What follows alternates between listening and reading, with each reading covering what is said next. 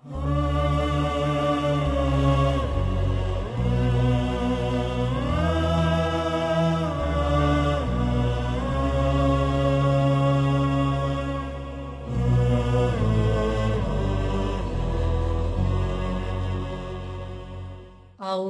بالله السميع العليم من الشيطان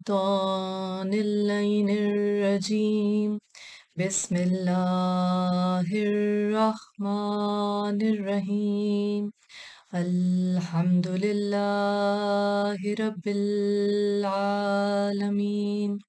الصلاة والسلام على أشرف الأنبياء والمرسلين وعلى أهل بيته الطيبين الطاهرين المعصومين أما بعد فقد قال الله تعالى في كتابه المبين وهو أصدق الصادقين بسم الله الرحمن الرحيم إنا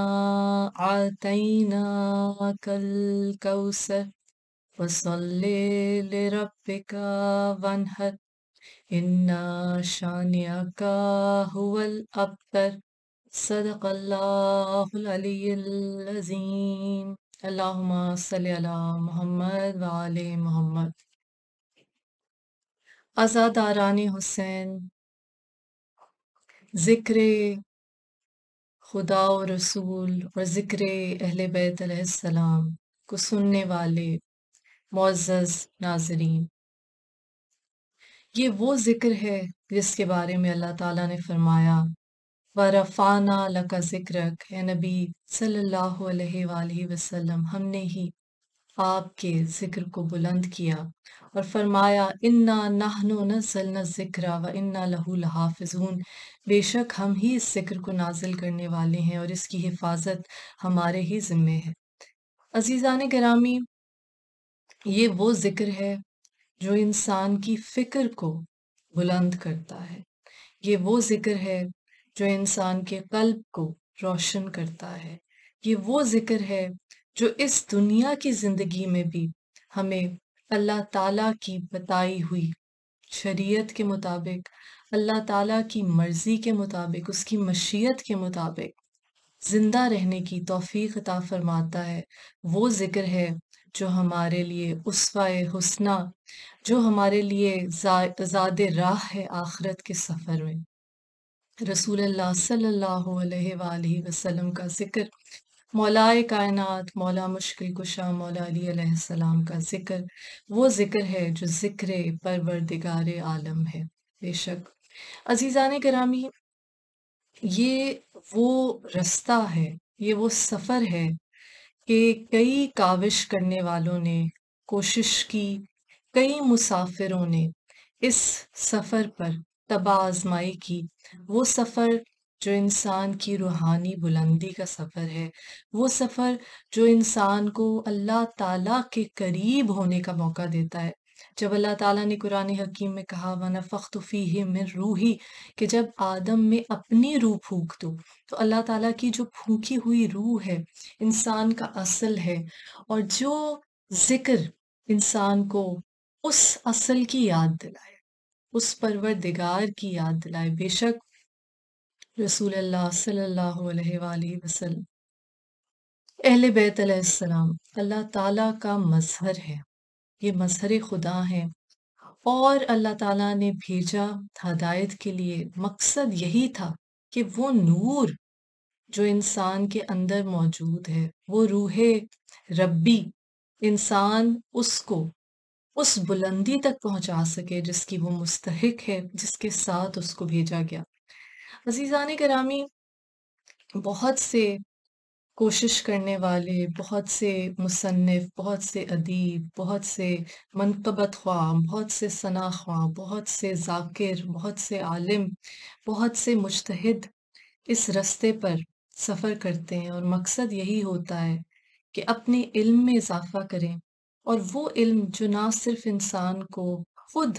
اپنی زندگی کو آراستہ کرنے میں مددگار ثابت ہو، بلکہ دوسروں کے لیے بھی وہ روشنی جو نہ صرف آپ کی اپنی زندگی کو روشن و منور کر دے، اپنی دنیا اور آخرت کے رستے کو روشن کر دے، بلکہ دوسروں کے لیے بھی مشعل راہ ثابت ہو۔ ایسے ہی کچھ کوشش کرنے والوں میں سے ایک نام جناب علامہ طالب حسین کرپالوی کا ہے، جن کی کتاب ہے خلقت نورانیہ، اور اس کتاب سے کچھ اقتباس آج میں آپ کی خدمت میں پیش کروں گی۔ یہ بہت سی کتابوں کا ایک مجموعہ ہے جس کا عنوان ہے انسائکلوپیڈیا حضرت علی علیہ السلام براہین طالب علی ابن ابی طالب علیہ السلام۔ عزیزان گرامی، مصنف نے اس کتاب میں اپنی جستجو، اپنا سفر اور ایک نذرانہ عقیدت سے کتابوں کی ان جلدوں کا آغاز کیا۔ یہ پہلی کتاب ہے اس سلسلے کی جس کا نام ہے خلقت نورانیہ۔ اس کے آغاز میں مصنف نے ایک نذرانہ عقیدت پیش کیا ہے جو مجھے بہت پسند آیا، اور میں چاہتی ہوں کہ اپنے دیکھنے والوں، سننے والوں کے گوش گزار کروں۔ اور یہ وہ نذرانہ عقیدت ہے جو علامہ طالب حسین کرپالوی صاحب نے بحضور جناب مولائے کائنات مولا علی علیہ السلام لکھا۔ فرماتے ہیں: اے انبیاء کے مشکل کشا، اے وسیع مصطفیٰ، اے خیر الورا، اے وارث حل عطا، اے مصداق انما، اے مولود بیت اللہ، اے آدم کی تمنا، اے ابراہیم کی دعا، اے یونس کی التجا، اے ہیبت موسیٰ، اے زہد عیسیٰ، اے مصداق لافتہ، اے جزو آل ابا، اے زوج زہرا علیہ السلام، اے امام ہدا، اے زمین کے ملجا و ماوا، اے حامل لوا، اے مومنوں کے مولا، اے سائلوں کے حاجت روا۔ براہین طالب کا ہدیہ، کانپتے ہاتھوں،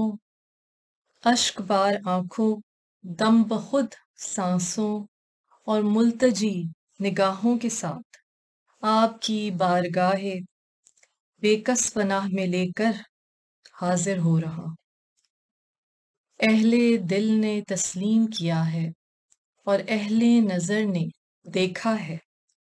کہ جس ایوان میں میں اوراق ضعیفہ کی 40 جلدیں لے کر حاضر ہو رہا ہوں، وہاں فرشتے ادب سے پر نہیں ہلاتے۔ آفتاب کی شعاعیں شکستہ روح ہو کر آستان بوسی کے لیے گرتی ہیں۔ مہتاب کی کرنیں گنبد خضرا کے سامنے شکستہ روح ہو کر، مہتاب کی کرنیں گنبد خضرا کے سامنے شکستہ روح ہو کر خجل ہو جاتی ہیں۔ اس ادب گاہ پر انبیاء نفس گم کردہ آتے ہیں۔ میری یہ جسارت، میری یہ رسائی، میرے قلم کی یہ آہ نیم شبی، میری آہ سحری کی یہ باز گشت، دامن کرتاس پر بکھر کر سمٹ کر گریبان کرتاس کا غلاوہ بن کر اسی بارگاہ بے کس پناہ میں حاضر ہونے کی اجازت چاہ رہی ہے۔ یہ جسارت، یہ جرت، یہ ہمت، یہ رسائی اور یہ اجازت آپ ہی کی مہربانی اور آپ ہی کے لطف کا صدقہ ہے۔ اے ابو طالب علیہ السلام کے نور نظر، آپ کے مناقب لکھنے والے سینکڑوں ہوں تو بھی میں پہچانا جاؤں، ہزاروں ہوں تو شاید رسائی ہو، لاکھوں ہوں تو شاید شنوائی ہو، کروڑوں ہوں تو شاید کاروان عشق و محبت میں ایک گوشہ مل جائے، مگر اس آستان کے سامنے بے حد اور بے حساب، بے شمار و بے تعداد و بے کراں آپ کے مناقب نگار ہیں۔ بستر صف، خجستہ دل، شکستہ پا، گریبان وا اور دامن پھیلائے پڑے ہیں۔ صدیاں گزر گئیں، عمریں بیت گئیں، دفتر ختم ہو گئے، قلم شکستہ ہو گئے، مگر آپ کی یوم خندق والی صرف ایک ضربت کی منقبت و مدحت کا حق ادا نہ ہو سکا۔ اے زہرا علیہ السلام کے شوہر، میں آپ کی بارگاہ عاجز پناہ میں کہ ہدیہ لے کر حاضر ہو رہا ہوں۔ اپنی تحریر کی، اپنے بیان کی، اپنے اسلوب کی، اپنے انداز کی حیثیت کو خوب جانتا ہوں۔ یہ سوت کی چند تار جمال مرتضیٰ کے بازار میں آ رہے ہیں۔ یہ شکستہ حال جھونپڑی کے دیے کی لو آفتاب امامت کے سامنے آ رہی ہے۔ صحراؤں کے خس و خاشاک باغ جنان کی لطافتوں کے سامنے آ رہے ہیں۔ یہ براہین الطالب کے چند اوراق، یہ رسم زمانہ کے چند صفحات، اپنی نارسائی ذہن کی چند تصویریں، یہ صالحین امت سے سنی ہوئی چند داستانیں، یہ کاملین امت کے مانگے ہوئے خیالات، آپ کے قصیدہ خوانوں کی زبانوں سے گرے ہوئے چند کلمات، آپ کے مناقب نگاروں کے الطالب کے نام پر زیور طبع سے آراستہ ہو گئی ہیں۔ شاید نگاہ شفقت میں قبول ہو۔ اے والد حسنین علیہ السلام، اپنے ایک ادنا غلام کا یہ حقیر ہدیہ قبول کیجیے۔ میرے تار تار دامن میں شب ہجرت کو ملنے والی رضاؤں میں سے اپنی مخصوص رضا کے پھول ڈال دیجیے۔ اس کجمج زبان کو اپنی قبولیت سے سرفراز فرما لیجیے۔ میری اس حقیر کوشش کو قبول فرما لیجیے۔ اے ابو الائمہ، یہ بے مایا بے بذات آداب منقبت نگاری سے ناواقف ہے۔ اتنے بڑے دربار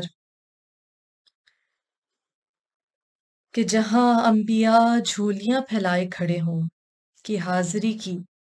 روایات سے نا آشنا ہے۔ صرف اسی لیے حاضر ہوا ہوں کہ شاہوں کے دربار میں بغیر نذرانے کے حاضر ہونا گستاخی سمجھی جاتی ہے۔ لہٰذا میں اپنے دل کے ٹکڑوں کو عقیدت و محبت کی کشتی میں لگا کر اس ناجیز کتاب کی صورت میں پیش کرتا ہوں۔ اے وسیلہ حضرت آدم علیہ السلام، جن واقعات اور حالات کے دوران میں نے ان اوراق پریشان کو جمع کیا ہے وہ آپ کے ہماگیر علم کے اندر ہیں۔ یہ میری ساری زندگی کا حاصل ہے۔ مجھے وہ تاریخ یاد نہیں جس دن میں نے یہ کام شروع کیا، اور مجھے یہ بھی معلوم نہیں کہ یہ سفر کب اور کہاں ختم ہوگا۔ اس کتاب میں جس قدر لغزشیں اور فروگزاشتیں سرزد ہوئیں، اپنی کریمی کے صدقے مجھ نادان و انجان سمجھ کر معاف کر دیجیے۔ میں فقیر ہوں، مجھے مانگنا تو آتا نہیں، صدا لگانے کا سلیقہ بھی تو نہیں آتا۔ میری صدا چند آنسو ہیں جو سمٹ کر الفاظ کی شکل بن گئے ہیں۔ اگر آنسو کے مطالب ہو سکتے ہیں تو انہیں قبول فرمائیے۔ اے حضرت نوح علیہ السلام کے نجات دہندہ، ان آنسوؤں کے پردے میں جو سوز ہے وہ آپ سے پوشیدہ نہیں، جو درد ہے وہ آپ سے چھپا نہیں، جو گداز ہے وہ آپ پر عیاں ہے۔ میں نے اپنی پریشان زندگی کے 14 سال آپ کی یادوں میں سر کیے ہیں۔ انہیں الفاظ بنا کر آپ سے محبت کرنے والوں کے سامنے کتاب بنا کر لایا ہوں۔ یہ آپ کی محبت کے داغ ہیں جو مدھم نہیں ہو سکتے۔ یہ آپ کی یادوں کے زخم ہیں جو بھر نہیں سکتے۔ یہ داغ، یہ زخم، یہ بھی آپ ہی کی نگاہ کرم کا ایک عطیہ ہے۔ اے حضرت ابراہیم علیہ السلام کو آگ سے بچانے والے، کوئے محبت میں پہنچنے کا کوئی بہانہ چاہیے تھا، کوئی ہیلا درکار تھا۔ بزرگوں سے سنا تھا کہ آپ کی بارگاہ میں قصیدہ خواں، مدحت سرا، آہ و فغاں کرنے والے، ذکر و اذکار کرنے والے اور آپ کے مناقب بیان کرنے اور لکھنے والے بلا روک ٹوک پہنچ جاتے ہیں۔ میں نے بھی ایک بہانہ تلاش کیا ایک ہیلا ڈھونڈا تھا، قصیدہ خوان نہ بن سکا کہ خوش آواز نہ تھا، مقرر نہ سکا کہ زبان میں لکنت تھی، مدحت سرا نہ ہو سکا کہ ذوق شاعری نہ تھا، درود و سلام نہ پیش کر سکا کہ ہزار بار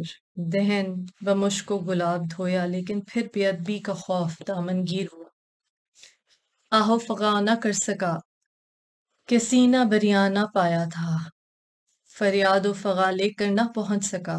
کہ ذکر و اذکار نہ کر پایا، کہ قافلہ ذکر و اذکار سے رہ گیا۔ ہاں، براہین الطالب کے چند اوراق لکھ کر آپ کے دربار عالیہ میں حاضر ہو رہا ہوں۔ خدا کرے کہ رسائی ہو جائے اور آپ کی منظوری ہو جائے۔ یقین جانیے کہ میری زندگی کا سارا سرمایہ ہے اور میری محنت کا تمام اندوختہ، اگر آپ قبول فرما لیں تو نجات کا سب سے بڑا ذریعہ ہے۔ عزیزان گرامی، اس کتاب میں مصنف نے جس موضوع پر گفتگو کی ہے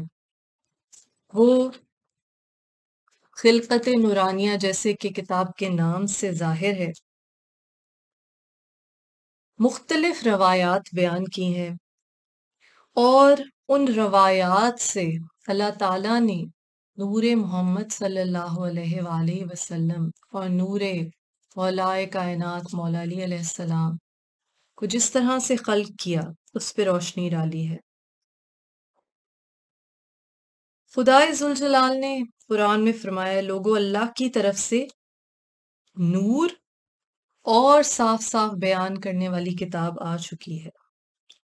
قد جاءکم من اللہ نور و کتاب مبین، سورہ مائدہ آیت نمبر 15۔ اللہ تعالیٰ فرماتا ہے، لوگو اللہ کی طرف سے نور اور روشن کتاب، کتاب مبین، صاف صاف بیان کرنے والی کتاب آ چکی ہے، اور حضرت محمد مصطفیٰ صلی اللہ علیہ وآلہ وسلم نے یہ فرما دیا کہ میں تم میں دو چیزیں چھوڑی جا رہا ہوں، اگر تم نے ان سے اپنے آپ کو منسلک کیے رکھا تو میرے بعد ہرگز گمراہ نہ ہوگے۔ ایک اللہ کی کتاب اور دوسرے میرے اہل بیت علیہ السلام۔ یہ دونوں آپس میں بھی کبھی جدا نہیں ہوں گے، ایک دوسرے سے بھی کبھی جدا نہیں ہوں گے، جب تک کہ حوض کوثر پر وارد نہ ہو۔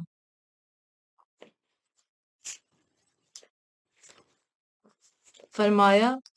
انا وعلی من نور واحد۔ حضرت سلمان فارسی رضی اللہ تعالیٰ سے روایت ہے کہ آپ نے کہا، میں نے اپنے حبیب حضرت محمد مصطفیٰ صلی اللہ علیہ وآلہ وسلم سے سنا، وہ فرماتے ہیں کہ میں اور علی علیہ السلام دونوں خدا کی بارگاہ میں حضرت آدم علیہ السلام کی خلقت سے 14,000 سال پہلے نور تھے۔ تب خدا نے حضرت آدم کو خلق فرمایا تو اس نور کو 2 جزووں میں تقسیم کر دیا، بس ایک جز سے میں ہوں اور دوسرے سے علی علیہ السلام۔ اور پھر مصنف نے مختلف کتب کا حوالہ دیا ہے جہاں پہ حضرت سلمان فارسی علیہ السلام سے یہ روایات منسوب کی گئی ہیں۔ ایک اور کتاب میں جس کا نام فردوس الاخبار، حضرت سلمان فارسی سے روایت ہے، رسول اللہ صلی اللہ علیہ وآلہ وسلم نے فرمایا، میں اور علی علیہ السلام حضرت آدم کی خلقت سے 14,000 سال پہلے ایک ہی نور تھے۔ یہ نور اس دوران خدا کا مطیع اور اس کی تسبیح و تقدیس کرتا تھا، اور جب اللہ تعالیٰ نے حضرت آدم علیہ السلام کو خلق فرمایا تو اس نور کو ان کی پشت میں سوار کر دیا، بس ہم ہمیشہ ایک ہی شکل و صورت میں رہے، حتیٰ کہ صلب حضرت عبد المطلب علیہ السلام نے 2 حصوں میں تقسیم ہو گئے، بس ایک جز میں ہوں اور دوسرے علی علیہ السلام۔ ابراہیم بن محمد بن ابی بکر،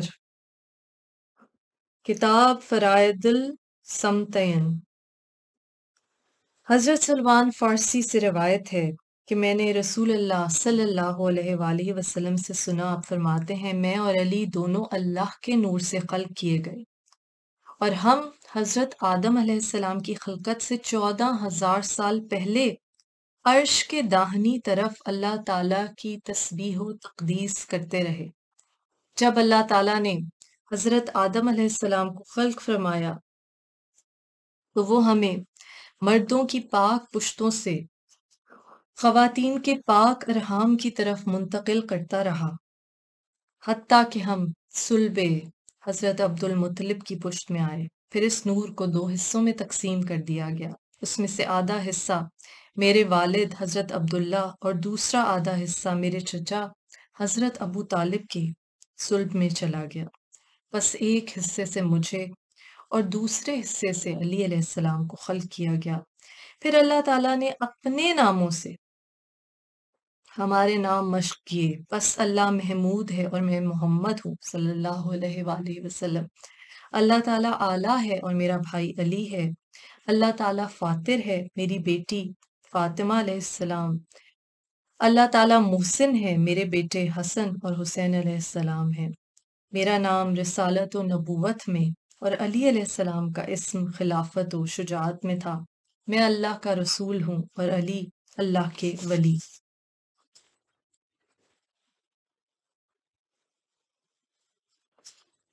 مختلف کتابوں سے حضرت سلمان فارسی سے یہ روایات منسوب کی گئی ہیں، جن میں الفاظ مختلف ہیں لیکن معنی یہی ہیں جو آپ کی خدمت میں پیش کیے گئے۔ اس کے بعد حضرت ابو ذر غفاری سے روایت ہے، فرماتے ہیں کہ میں نے رسول اللہ سے سنا، آپ فرماتے تھے کہ میں اور علی عرش کے دائیں طرف نور کی حالت میں تھے، اور ہمارا یہ نور تخلیق حضرت آدم علیہ السلام سے 14,000 سال پہلے خدا کی تسبیح اور تقدیس کرتا تھا۔ پھر میں اور علی دونوں ہمیشہ ایک ہی نور کی صورت میں رہے، حتیٰ کہ اللہ نے ہمیں 2 حصوں میں صلب عبد المطلب علیہ السلام میں جدا کر دیا۔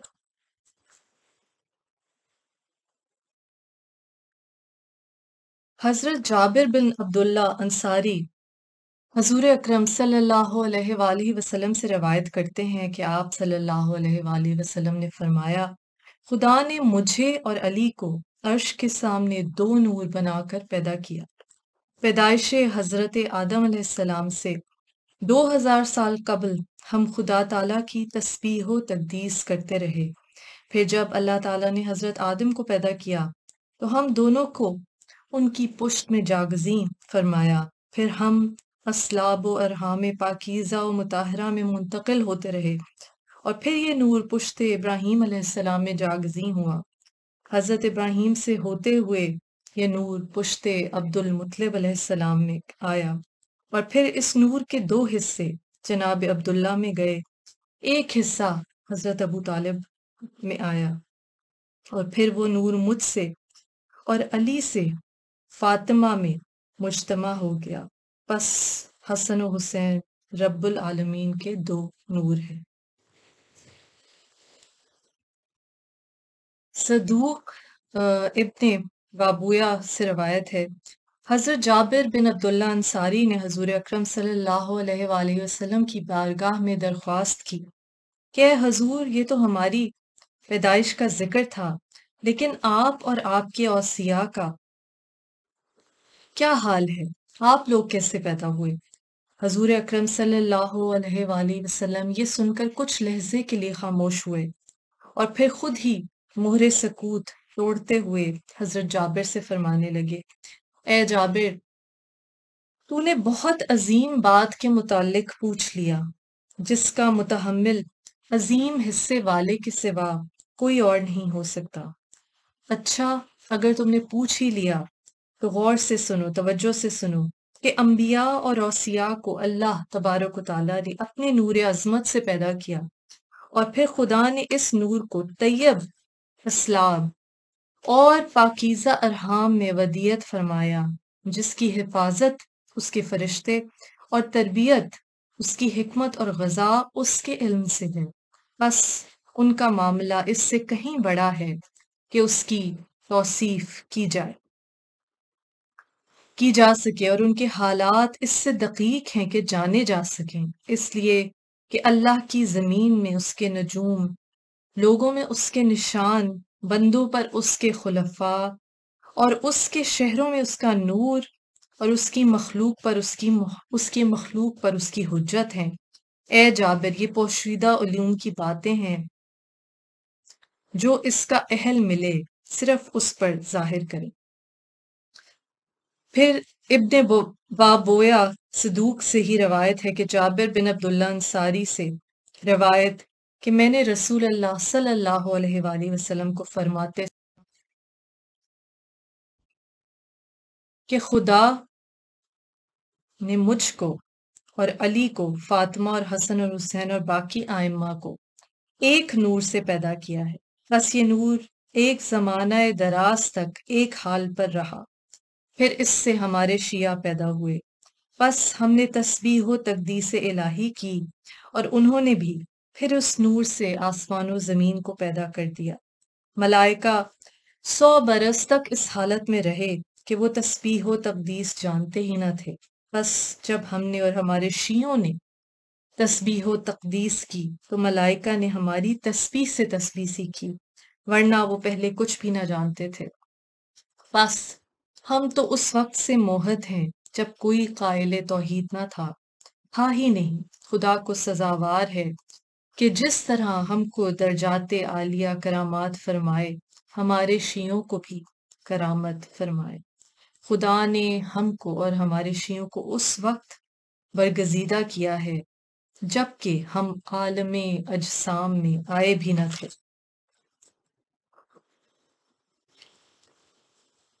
اور کنتم خیر امت اخرجت للناس تامرون بالمعروف، سورہ آل عمران آیت نمبر 110 کی تفسیر میں حضرت جابر بن عبداللہ انصاری فرماتے ہیں کہ رسول اللہ صلی اللہ علیہ وآلہ وسلم نے فرمایا کہ جو اللہ نے سب سے پہلے خلق کیا وہ میرا نور ہے، اس کو اپنے نور سے اول بنایا، اپنے جلال عظمت سے نکالا، پس وہ حجاب قدرت کے گرد طواف کرنے لگا، یہاں تک کہ 80,000 سال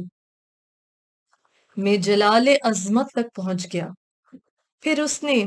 تعظیماً خدا کا سجدہ کیا، اور اس سے خدا نے نور علی علیہ السلام کو جدا کیا اور چیر کر نکالا، بس میرا نور تو عظمت کو احاطہ کیے ہوئے تھا اور علی کا نور قدرت کو محیط تھا۔ پھر اللہ نے عرش، لوح، آفتاب، دن کی روشنی، آنکھوں کا نور اور عقل و معرفت، اور لوگوں کے کان اور آنکھیں اور دل میرے نور سے خلق کیے، یعنی سماعت و بصیرت، اور میرا نور نور خدا سے مشتق ہے۔ بس میں اور علی علیہ السلام اور اولاد علی علیہ السلام ہی سب سے اول ہیں، اور ہم ہی سب سے آخر ہیں، ہم ہی سبقت کرنے والے ہیں، ہم ہی تسبیح گزار ہیں، ہم ہی شفاعت کرنے والوں میں سے ہیں، اور ہم کلمہ خدا ہیں، ہم خاصگان خدا ہیں، اور ہم دوستان خدا ہیں، ہم برکت خدا ہیں، اور ہم امین خدا ہیں، ہم خزینہ دار ہیں وحی الہی کے، اور دربان ہیں غیب خدا کے، اور ہم کان ہیں تنزیل کے، اور ہم مانی ہیں تعویل کے۔ ہمارے گھروں میں جبرائیل علیہ السلام نازل ہوئے، اور ہم محل قدس خدا ہیں، ہم چراغ ہائے حکمت ہیں، ہم کلید ہائے رحمت ہیں، ہم چشمہ ہائے نعمت ہیں، اور ہم شرف امت ہیں، ہم اماموں کے سردار ہیں، اور ہم ناموس ہائے زمانہ ہیں، اور نیکوکاران دہر ہیں، ہم سرداران عباد ہیں، ہم سیاست کنندہ اور ہم کفایت کنندہ اور والی ہیں اور حمایت کنندہ ہیں، اور ساقی ہیں اور راہی ہیں اور راہ نجات ہیں، اور ہم سبیل ہیں اور سلسبیل ہیں اور راہ نجات ہیں اور راہ راست ہیں اور طریقہ مستقیم ہیں۔ جو ہم پر ایمان لایا وہ خدا پر ایمان لایا، اور جس نے ہمیں قبول نہ کیا اس نے خدا کو قبول نہ کیا۔ جس نے ہم میں شک کیا اس نے خدا میں شک کیا۔ جس نے ہم کو پہچانا اس نے خدا کو پہچانا۔ جس نے ہم سے دوستی کی اس نے خدا سے دوستی کی۔ جس نے ہماری اطاعت کی اس نے اللہ کی اطاعت کی۔ ہم وسیلہ خدا ہیں اور ملانے والے ہیں رضوان خدا سے، اور ہمارے لیے عصمت اور خلافت اور ہدایت ہے، اور ہم میں نبوت و ولایت اور امامت ہے، اور ہم معدن حکمت ہیں اور باب رحمت ہیں، شجرہ عصمت ہیں، اور ہم کلمہ پرہیزگاری ہیں، اور ہم مثل آلہ ہیں، حجت بزرگ ہیں، اور ایسی مضبوط رسی ہیں کہ جس نے اس کو پکڑا نجات پائی۔ اللہم صلی اللہ محمد وآل محمد۔ بہت ساری روایات حضرت جابر بن عبداللہ انصاری سے منسوب ہیں اسی متن میں۔ پھر حضرت امام زین العابدین علیہ السلام اپنے والد حضرت امام حسین علیہ السلام، اور حضرت امام حسین علیہ السلام اپنے والد حضرت علی علیہ السلام سے روایت کرتے ہیں کہ رسول اللہ صلی اللہ علیہ وآلہ وسلم نے فرمایا کہ حضرت آدم علیہ السلام کی پیدائش سے 14,000 سال پہلے میں اور علی خدا کے سامنے ایک نور کی حالت میں تھے۔ جب خدا نے حضرت آدم کو خلق کیا تو یہ نور ان کے صلب میں چلا گیا۔ پھر خدائے ذوالجلال اس نور کو ایک صلب سے دوسرے صلب میں منتقل کرتے رہے، حتیٰ کہ حضرت عبد المطلب کے صلب میں وہ نور جاگزیں ہوا، اور اس نور کو صلب حضرت عبد المطلب علیہ السلام سے نکالا اور 2 حصوں میں تقسیم کر دیا، ایک حصہ صلب عبداللہ علیہ السلام اور دوسرا حصہ صلب ابو طالب علیہ السلام میں آیا۔ بس علی مجھ سے ہے اور میں علی سے ہوں، اس کا گوشت میرا گوشت اور اس کا خون میرا خون ہے۔ جس نے اس سے محبت کی بس اس نے مجھ سے محبت کی، میری محبت کی وجہ سے اس سے محبت کی، اور جس نے اس سے بغض رکھا میرے بغض کی وجہ سے اس سے بغض رکھا۔ ایک اور مقام پر فرائد السمتین تبع بیروت حضرت علی علیہ السلام سے روایت ہے کہ رسول اللہ صلی اللہ علیہ وآلہ وسلم نے فرمایا کہ حضرت آدم علیہ السلام کی پیدائش سے 14,000 سال قبل میں اور علی علیہ السلام خدا کے سامنے ایک نور کی حالت میں تھے۔ جب خدا نے آدم علیہ السلام کو خلق فرمایا تو یہ نور ان کے صلب میں چلا گیا۔ پھر خدا اس نور کو ہمیشہ ایک صلب سے دوسرے صلب میں منتقل کرتا رہا، یہاں تک کہ حضرت عبد المطلب کے صلب میں وہ نور جاگزیں ہوا، اور پھر اس نور کو صلب عبد المطلب علیہ السلام سے نکالا اور اسے 2 حصوں میں تقسیم کر دیا، ایک حصہ صلب عبداللہ اور دوسرا حصہ صلب ابو طالب میں آیا۔ بس علی مجھ سے ہے اور میں علی سے ہوں، اس کا گوشت میرا گوشت ہے، اس کا خون میرا خون ہے۔ جس نے اس سے محبت کی اس نے مجھ سے محبت، میری محبت کی وجہ سے اس سے محبت کی، اور جس نے اس سے بغض رکھا میرے بغض کی وجہ سے اس سے بغض رکھا۔ زیاد بن منظر ابو جعفر حضرت امام محمد باقر علیہ السلام سے، وہ اپنے والد سے، آپ کے دادا امام حسین ابن علی علیہ السلام سے جو اپنے والد حضرت علی علیہ السلام سے، اور وہ نبی کریم صلی اللہ علیہ وآلہ وسلم سے روایت کرتے ہیں کہ لوگ اللہ کے حضور میں ایک نور کی شکل میں موجود تھے۔ جب اللہ تعالیٰ نے حضرت آدم کو پیدا کیا تو اس نور کو آدم علیہ السلام کے صلب میں ودیعت کیا۔ لگاتار اللہ تعالیٰ اس نور کو اس نور کو ایک پشت سے دوسری پشت کی طرف منتقل کرتا رہا، حتیٰ کہ اس نور کو حضرت عبد المطلب علیہ السلام کی پشت میں ٹھہرایا، پھر اس کو 2 حصوں میں تقسیم کیا، ایک حصے کو صلب عبداللہ اور دوسرے حصے کو میرے چچا ابو طالب علیہ السلام کی پشت میں قرار دیا۔ علی مجھ سے ہے اور میں علی سے ہوں، علی کا گوشت اور خون میرا گوشت اور خون ہے۔ حضرت موسیٰ کاظم علیہ السلام 7ویں امام اپنے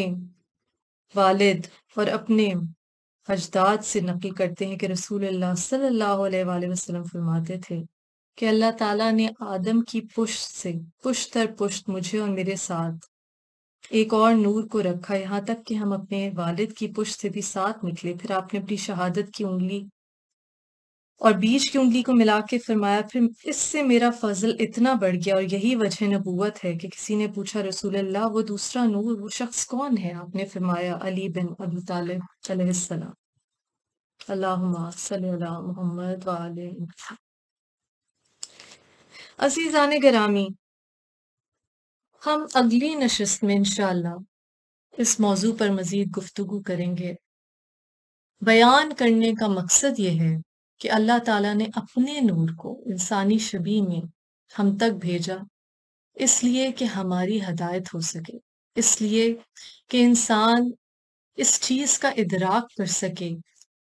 کہ انسان کی صورت میں وہ کس حد تک روحانی بلندی کو حاصل کر سکتا ہے۔ اور جب بھی یہ بات ہوتی ہے، ہمیشہ لوگ یہ سوال اٹھاتے ہیں کہ رسول اللہ صلی اللہ علیہ وآلہ وسلم تو محبوب خدا ہیں، بے شک آپ سے زیادہ کسی ہستی کو عروج حاصل نہیں، انبیاء کے بھی سردار ہیں اور ہر خطا سے پاک ہیں، اسی طرح ائمہ طاہرین علیہ السلام معصومین ہیں، ہر خطا سے پاک ہیں، اللہ تعالیٰ نے رجس کو ان سے دور کر دیا، آیت تطہیر میں گواہی دی، تو کیوں کر ہم ان کو فالو کر سکتے ہیں، ان کو اپنا رول ماڈل بنا سکتے ہیں؟ تو ہمارے پاس مثالیں موجود ہیں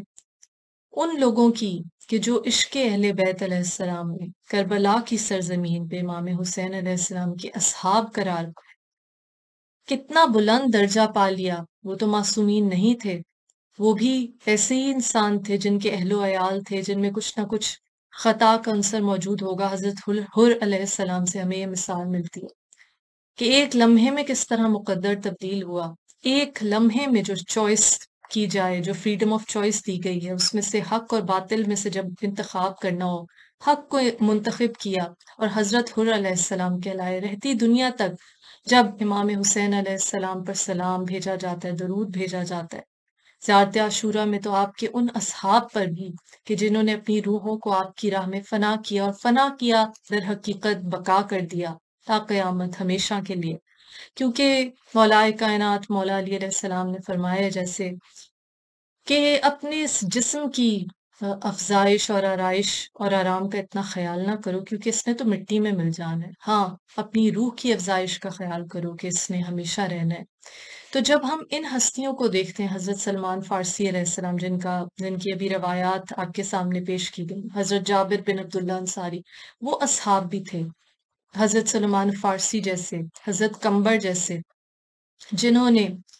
حضرت میسم جیسے، جنہوں نے عشق علی علیہ السلام، عشق رسول صلی اللہ علیہ وآلہ وسلم جو حقیقی عشق الہی ہے، اس میں